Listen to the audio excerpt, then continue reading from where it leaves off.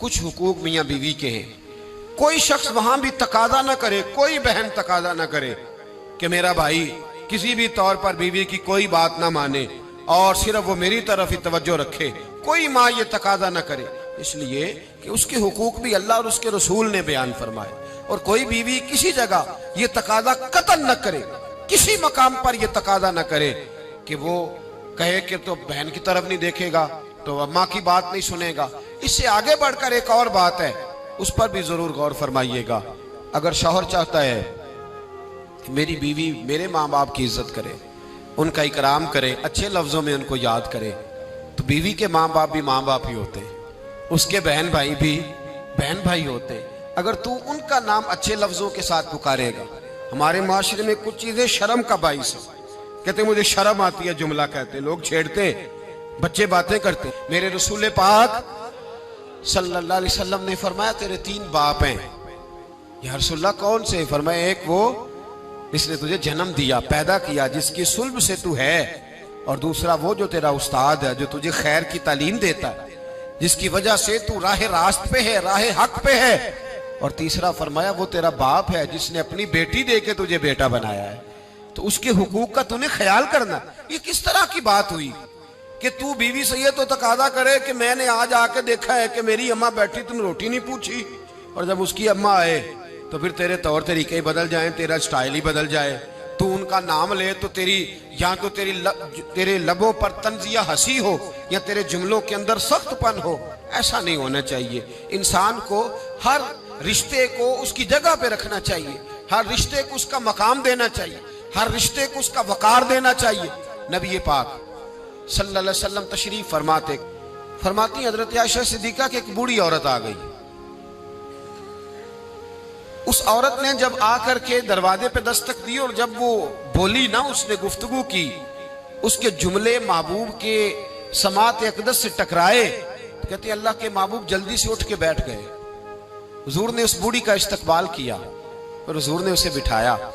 फरमाती हर आने वाले मेहमान को हुजूर बड़ी इज्जत देते थे, बड़ा नवाजते थे, हर आने वाले मेहमान पे बड़ा करम फरमाया करते थे, लेकिन इस खातून को ज्यादा एजाज दिया। अल्लाह के महबूब अलैहिस्सलाम ने इसके लिए खाना मंगवाया, खजूरें दी, शहद के साथ तवाज़ो फरमाई। फरमाते वो बीबी बातें करती तो मैं दिलचस्पी देखता। कुछ मेहमान ऐसे होते हैं ना, जो आए तो बंदा कहता है अल्लाह करे अब चले जाए ना किसी तरीके से, और कुछ ऐसे होते हैं जिनको बंदा कहता है इतनी भी जल्दी क्या है, जरा ठहर जाइए, थोड़ा रुक जाइए। दिल करता है कि वो जरा बैठे, उनसे कुछ और बात हो, कुछ बात और आगे बढ़े। किसमें होती है मेहमानों? महबूब पाक सल्लल्लाहु अलैहि वसल्लम ने बहुत ही ज्यादा अहमियत दी।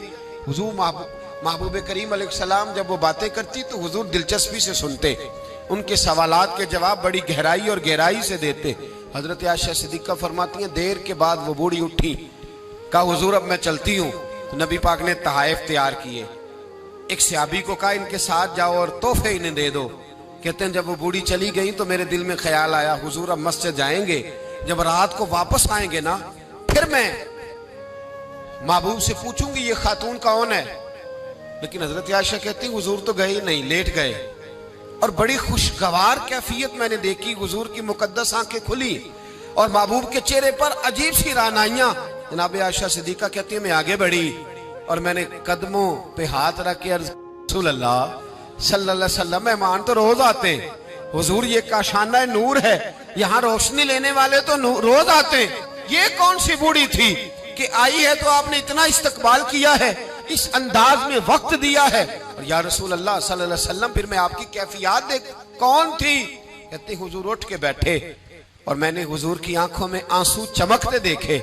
महबूब फरमाने लगे आयशा ये मेरी पहली ज़ौजा सैयदा खतीजातुल कुबरा की सहेली थी।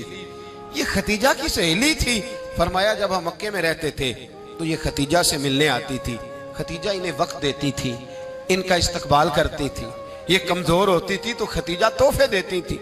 फरमाया आज जब ये दोबारा आई है तो पिछली सारी यादें मेरे जहन में ताजा हो गई हैं, वो सारे ख्यालात तसव्वुरात फिर से उजागर हो गए।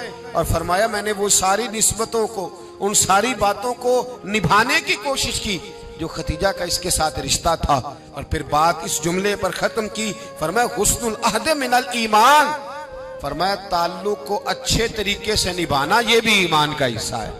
ताल्लुकात को, अहद को, पैमान को अच्छे तरीके से निभाना, ये भी ईमान का हिस्सा है। तो देखिए हमारे जो रिश्ते हैं, हमारे जो ताल्लुकात, कोई शख्स ये तकाजा न करे, कोई तकाजा न करे, कोई खामन ये तकाजा न करे, अब तू मेरे घर में रहती है तो इस पे पाबंदी है, तू मेके नहीं जा सकती, तू किसी से मुलाकात नहीं कर सकती, तू कुछ नहीं कर सकती, तू कैसे पाबंद कर सकता है?